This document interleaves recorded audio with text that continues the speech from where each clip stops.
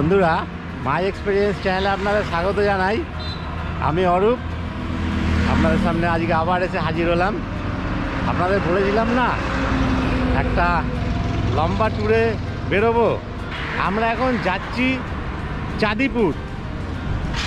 চাঁদিপুর থেকে যাব পুরী, পুরী থেকে যাব গোপালপুর, গোপালপুর থেকে যাব দারিংবাড়ি, দারিংবাড়ি থেকে যখন ফিরবো তখন আসবো পঞ্চলিঙ্গেশ্বর।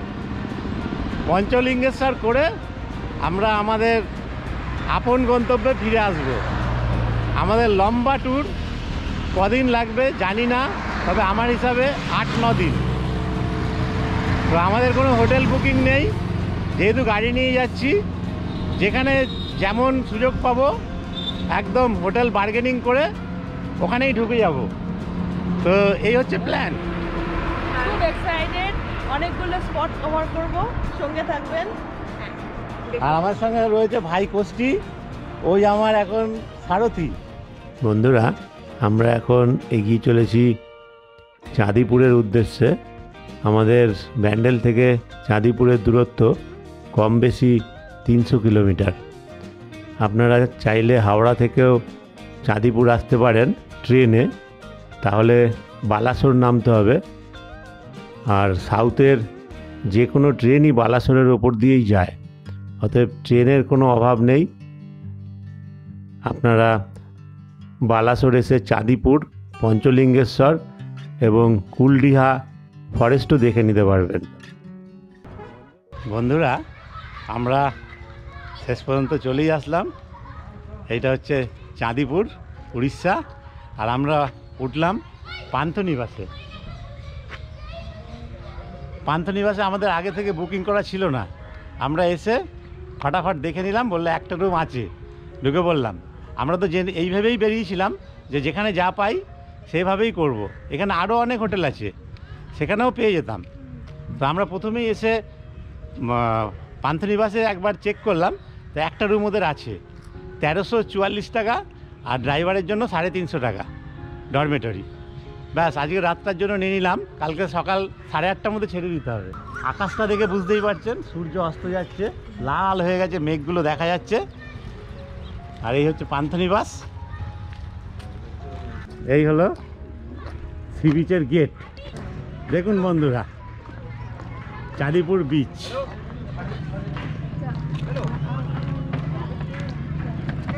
এক নজরে দেখে নিন, সামনেই পান্থনিবাস। আমার তো এত ভালো লাগছে না, আমার মেয়ের তো আমি খালি সব জায়গায় সিশাল খুঁজে যাচ্ছে ওটা করানোর জন্য, কোথাও নেই। সমুদ্রটা একবার দেখে আসি, দেখি কত দূর যাওয়া যায়। না না, হবে, সব হবে। এই জল লাগছে তোমার। জল আসছে, জল জল বাড়ছে, দেখুন জল বাড়ছে। এখন আমি পুরো আমার পরিবারের সঙ্গে, আমার কন্যা, আমার স্ত্রী, আমার হ্যাপি পরিবার, হ্যাপি ফ্যামিলি। তো এখন আমরা চাঁদিপুরে দাঁড়িয়ে আছি, আমাদের পেছনে সমুদ্র, সমুদ্রের জল ধীরে ধীরে এগিয়ে আসছে। চাঁদিপুরের সবথেকে সুন্দর স্পট যদি বলেন তাহলে এই পান্থনিবাস। আপনারা চাঁদিপুরে বেড়াতে আসলে অবশ্যই চেষ্টা করবেন এই পান্থনিবাসে আপনাদের রুম বুক করতে। বন্ধুরা, এই হচ্ছে চাঁদিপুরের সি বিচের একেবারে সামনেই মার্কেট। আমরা ওটিডিসির সামনে থেকে বেরিয়ে এসে একবারে সি বিচের উপর উঠে সোজা বাঁ দিকে খানিকটা হেঁটে এসে এই মার্কেটটা দেখতে পেলাম। খুব সুন্দর। আপনারা এখানে এসে নানান রকম জিনিসপত্র কিনতেও পারবেন, খেতেও পারবেন। এখন বর্তমানে চাঁদিপুর তো একেবারেই শুনশান পরিবেশ, তারই মধ্যে হঠাৎ করে এত আলো ঝলমলে এই সুন্দর দোকানগুলো দেখে আমাদের খুবই ভালো লাগছে। কিন্তু তার সঙ্গে সঙ্গে এখানকার মানুষের আক্ষেপ, ট্যুরিস্ট নেই, তাদের খুব দুঃখ।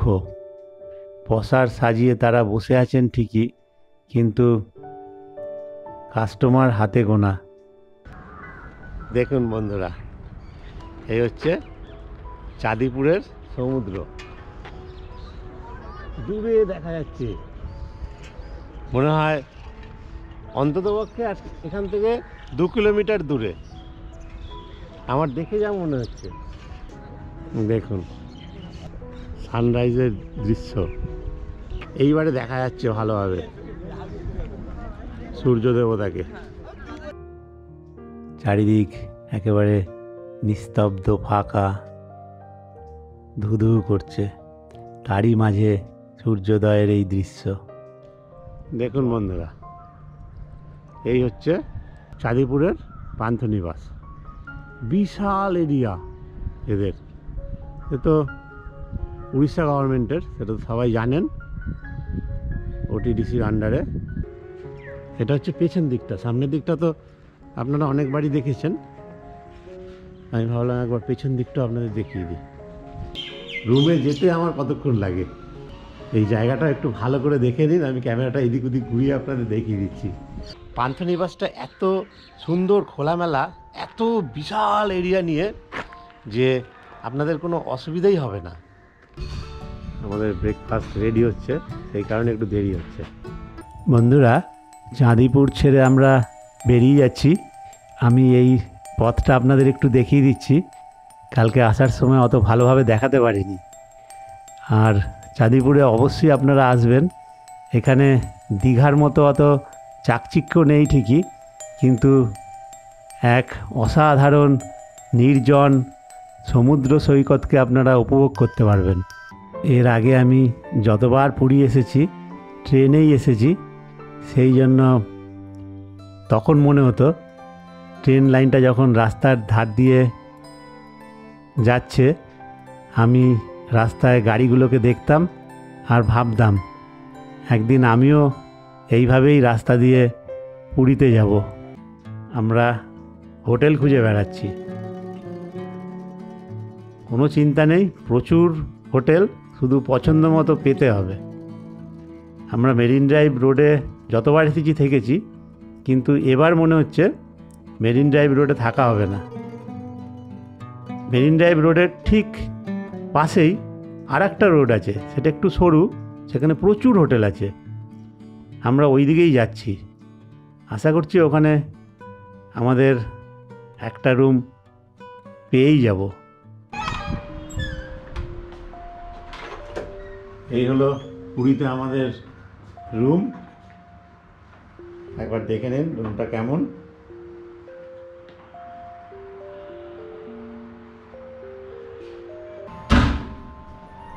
ছোট্ট হলেও একেবারে কাজ চলে যাবে। আর এই রুমের একটা বিশেষ দিক যেটা আমার ভালো লেগেছে, দেখুন বন্ধুরা, একদম রুম থেকে সমুদ্র দেখা যায়।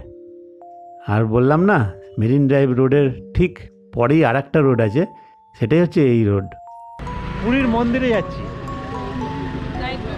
নাইট ভিউটা নিতে, তারপরে সেখান থেকে আবার সি বিচে আসবো। এখন পুরীর মন্দির কিন্তু নতুনভাবে সেজে উঠছে বন্ধুরা।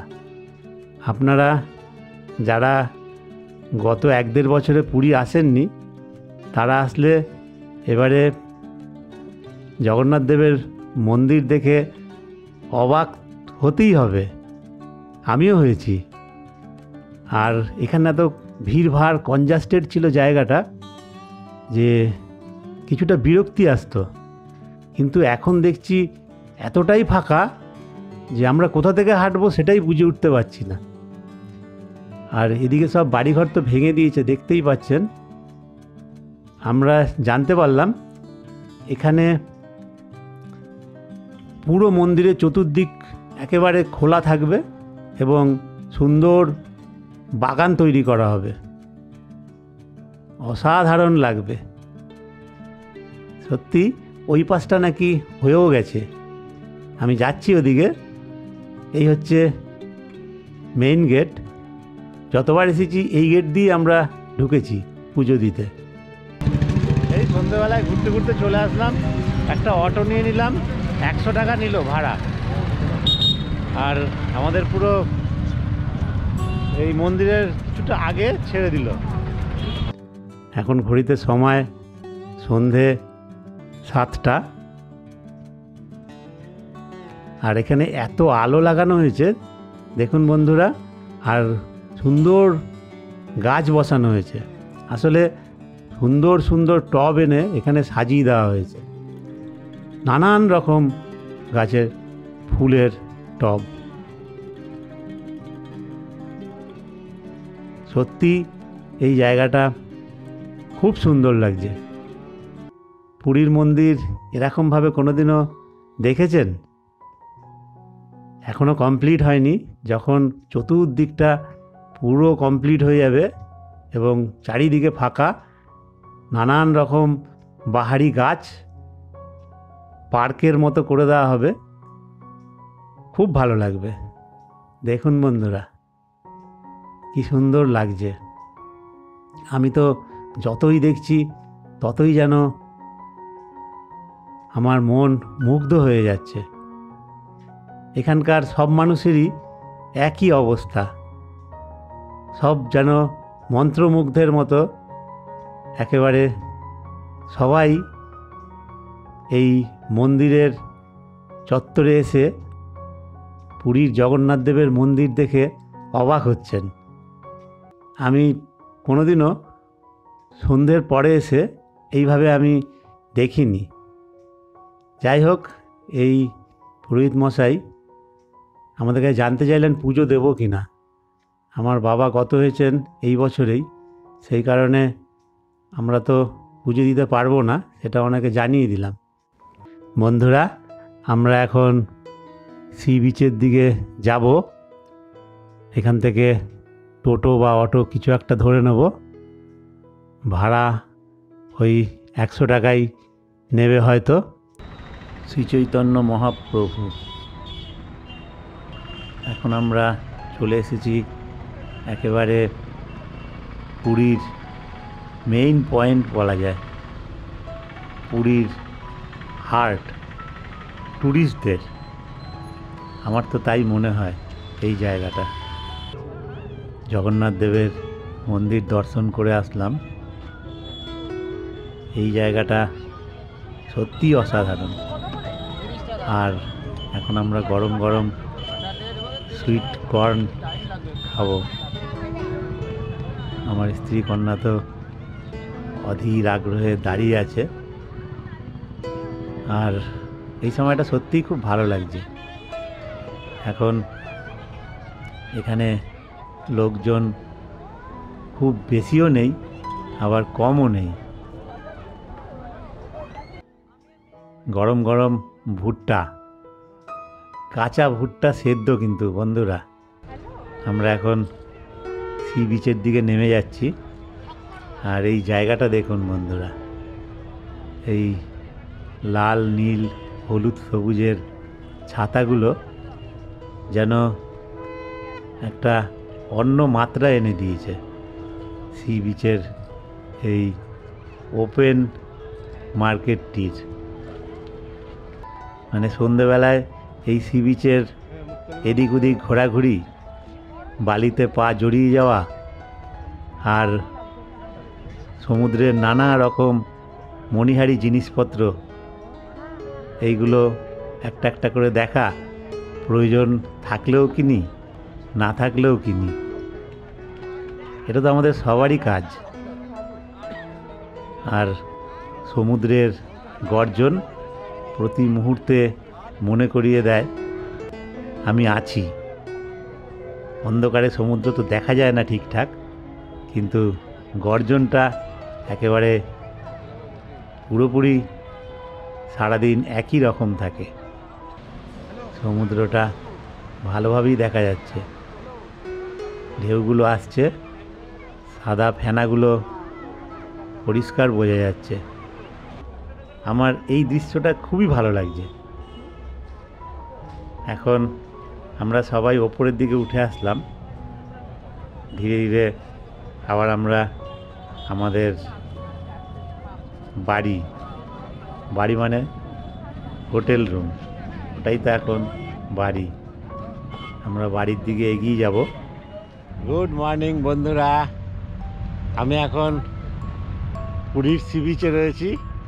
দেখতেই পাচ্ছেন সামনেই সমুদ্র, আর সূর্য লাল হয়ে উদয় হচ্ছে। অসাধারণ দৃশ্য। সূর্য দেবতাকে দেখুন বন্ধুরা, দেখতে পাচ্ছেন? এখান থেকে একদম সমুদ্রের মধ্যে থেকে যে সূর্যটা ওঠে সেটা এখন কুয়াশার কারণে অতটা দেখা যায় না। এবারের ট্যুরটা আমাদের মানে বলতে পারেন একটা বিরাট ট্যুর। মানে সমুদ্রও দেখব, পাহাড় দেখব, জঙ্গলও দেখব। একেবারে মানুষের যা যা পছন্দ, মানে সমুদ্র, পাহাড়, জঙ্গল, এই তো তিনটেই থাকবে আমাদের ভ্রমণের মধ্যে। আপনারা সব পেয়ে যাবেন। এবারে ট্যুর আমার কতদিনের হবে সেটা আমি নিজেও জানি না। দেখুন বন্ধুরা, সূর্য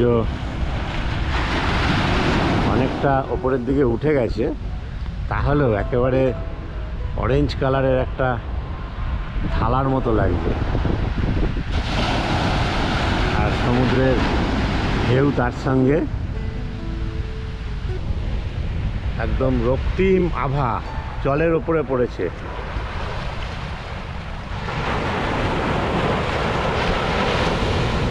অসাধারণ লাগছে। ঠিক আছে বন্ধুরা, সি বিচ আমাদের তাহলে দেখা হলো একটু। আর স্বর্গদ্বার হচ্ছে ওই দিকটা,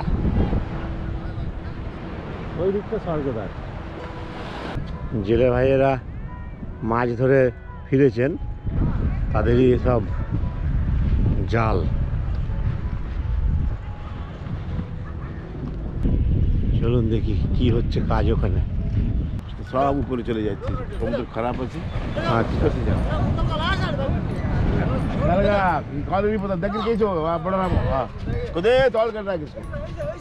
কিভাবে নৌকা উঠে পাহাড় তো নাই। আচ্ছা, আর একটা এত বড় জাল দিলে কি অবস্থা হবে জানেন? সেটাই তো, এতগুলো লোক সারা রাত। আর এই জায়গাটায় কি আছে এবার দেখে নি। এইটাই স্যান্ড আর্ট পার্ক। সান্টা ক্লজও মাস্ক পরে, দেখুন বালি দিয়ে তৈরি হয়েছে। এই হচ্ছে হোটেল শ্রীগোপাল।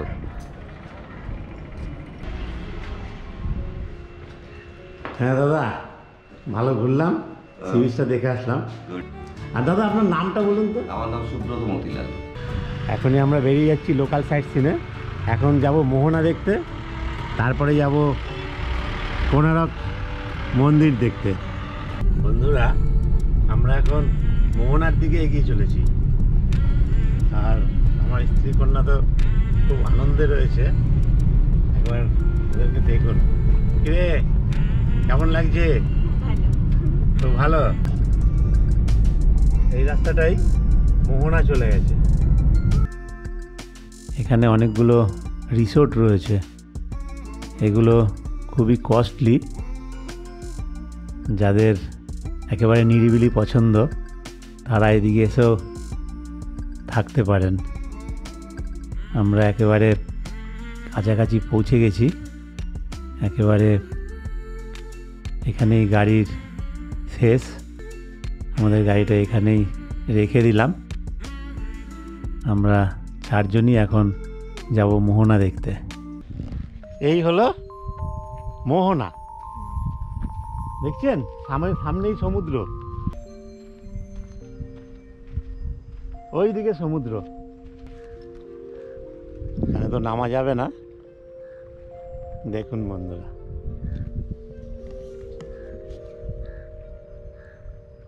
নদীটা আসছে এদিক থেকেই।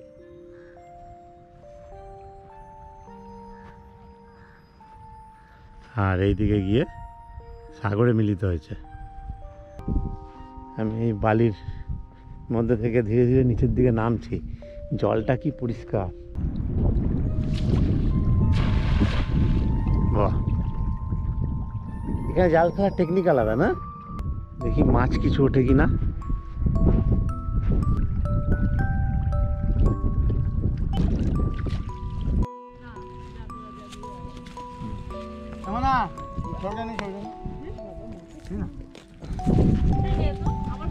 এই দেখুন পার্সে মাছ। হ্যাঁ 500 হাতটা ধুয়ে নি। এগুলো ঠিক হবে কিন্তু জেলিফিশ না না জ্যান্ত। হ্যাঁ জানতো গায়ে ঘা হয়ে যাবে ওদিকটা নয় এদিকটা আমার গায়ে জেলিফিশ দেখুন বন্ধুরা, একদম জানতো এটা। হ্যাঁ এর জালেই উঠলো। হ্যাঁ জালেই উঠেছে। জলে দিয়েছি।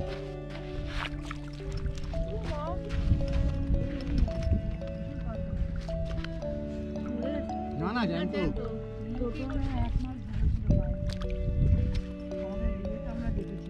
দেখি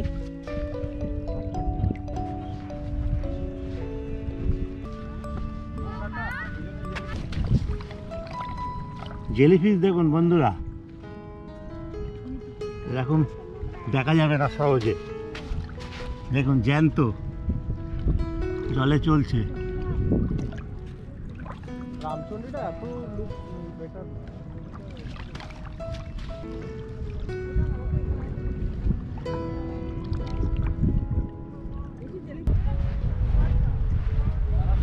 কি বিশাল বিচ দেখুন, বালিয়াড়ি। আর দূরে দেখা যাচ্ছে স্বর্গদ্বার, দেখুন দেখতে পাচ্ছেন। আর এইদিকে সব এই রিসোর্ট রয়েছে কতগুলো, খুব কস্টলি রিসোর্ট। কেমন লাগছে বলো? খুব ভালো, কেমন লাগছে বল? অ্যামেজিং প্লেস খুব দারুণ। পুরীতে পুরীতে যদি আপনারা বেড়াতে আসেন এই জায়গাটা অবশ্যই আসবেন, এই জায়গাটা মিস করবেন না। নিরিবিলি একটা পরিবেশ, খুব ভালো লাগছে। বলে ভালো তোমার তোমার মনের যে অভিব্যক্তি প্রকাশ করো, বলো। এটা আমার খুব পছন্দ, মানে পুরী যে মেন বিচটা ওটা তো একটা আলাদা টাইপের একটা এক্সপিরিয়েন্স, কিন্তু এইটা একটা আলাদা টাইপের এক্সপিরিয়েন্স। যদি বিচিত্রপুরী ভিডিওটা দেখে থাকেন, এক টাইপেরই অনেকটা এরকম, জাস্ট এটা একটু ডিফারেন্ট টাইপের লাগছে। বিচিত্রপুরের টাইট মাটি তো, এটা একটুখানি ভালোই লাগছে এখানে। আর এই জায়গাটা আমরা পুরীতে যতবার বেড়াতে এসেছি প্রত্যেকবার এসেছি, এত দূর অব্দি আসে, এত দূর অব্দি আসেনি। হ্যাঁ। আজকে যেন আরো ভালো লাগছে, আরো ভালো আর লাগছে। হাওয়াটা দিচ্ছে দারুণ লাগছে, অসাধারণ উপরি লাগছে। পাওনা। উপরই পাওনা একদম আগের মতো হয়ে গেছে পুরী। পুরীতে আর করোনার ভয় নেই, মানুষ একদম নির্ভয়ে ঘুরে বেড়াচ্ছে। জানি না এর ফল কি হবে, তবে ফল যাই হোক জীবন তো এগিয়েই চলবে, মানুষকে সব কিছু নিয়েই বাঁচতে হবে, এটা খুবই স্বাভাবিক। যা হয়েছে ভালো হয়েছে। দেখুন বিতাল কানেক্ট।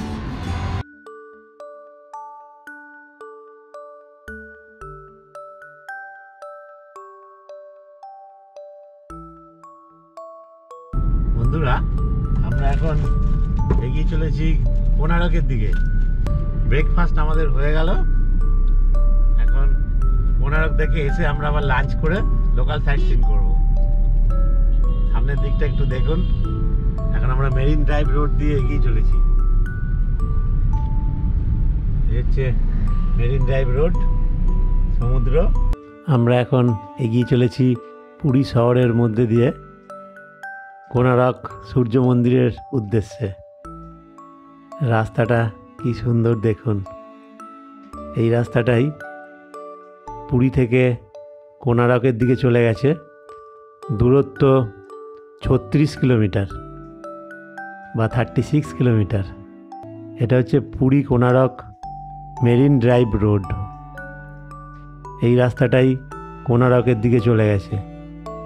উড়িষ্যার পপুলেশন অনেক কম, আমাদের পশ্চিমবঙ্গের তুলনায় তো অর্ধেক বলা যায়। সেই কারণেই উড়িষ্যা এত শান্ত নিরিবিলি। এই হলো বন্ধুরা রামচণ্ডী বোটিং পয়েন্ট। এটাকে মিনি চিল্কাও বলা যায়। একেবারে খানিকটা ওই রকমই। আর এই যে নদীটা দেখতে পাচ্ছেন, এটা হলো কুশভদ্রা নদী। এগুলোর উৎস খুঁজতে গেলে আমি গুগলে দেখলাম সবই বলা যায় মহানদীরই এগুলো শাখা নদী। যাই হোক, কি অসাধারণ দেখুন। আমি এখন একেবারে কুশভদ্রা নদীর মোহনার কাছে চলে আসলাম। এখানে নানান রকম বোটিং রাইড হয়। এখন একেবারে সমুদ্রের গা বরাবর চলেছি। কি অসাধারণ রাস্তাটা দেখুন। সামনেই চন্দ্রভাগা সি বিচ। দেখুন বন্ধুরা, কি সুন্দর চারিদিকের দৃশ্য, একেবারে নয়নাভিরাম বলা যায়। অপূর্ব।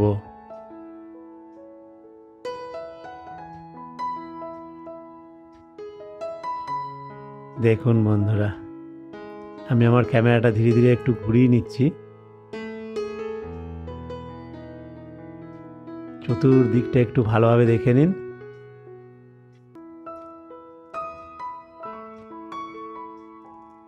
অপূর্ব।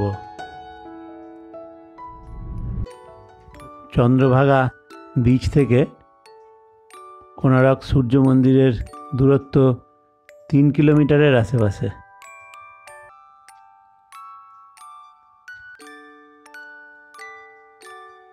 আমরা টিকিট কেটে এখন এগিয়ে চললাম। 40 টাকা করে টিকিট।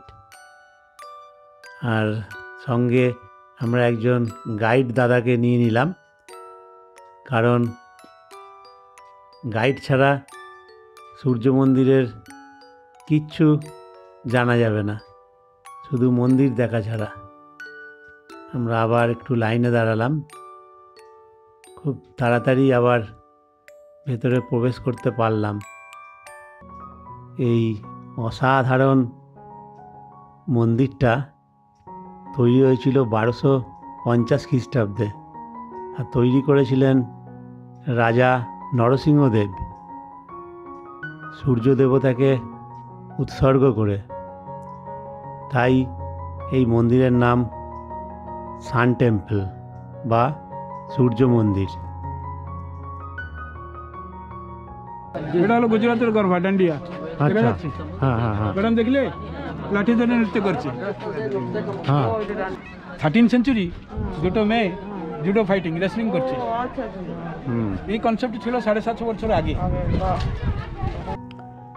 বন্ধুরা, আমার স্ত্রী কন্যা গাইড মহাশয়ের কাছ থেকে এই মন্দির সম্বন্ধে জানছেন। আমি ততক্ষণে এদিক ওদিক একটু ভিডিও তুলে নিচ্ছি। তার কারণ এখানে এত চিৎকার চেঁচামেচি হচ্ছে, কথা ঠিক মতো উঠবে না, সেটা আমি বিলক্ষণ বুঝতে পেরেই আমি ছবি তুলতে বেরিয়ে পড়লাম। আর গাইড মহাশয় আমার স্ত্রী কন্যাকে পুরো বিষয়টা জানিয়ে দিচ্ছেন। আর গাইড খুব জরুরি, না হলে কিন্তু এখানে এসে শুধু মন্দির দেখা আর ছবি তোলা ছাড়া আর কিছুই জানা যাবে না। আমি একটু দূরে চলে আসলাম। এই মন্দিরের খুব ভালোভাবে ভিডিওটা তুলে নিচ্ছি। এত সুন্দর দৃশ্য আশেপাশের, আর মন্দিরটা মাঝখানে রয়েছে, চতুর্দিকে সাজানো বাগান।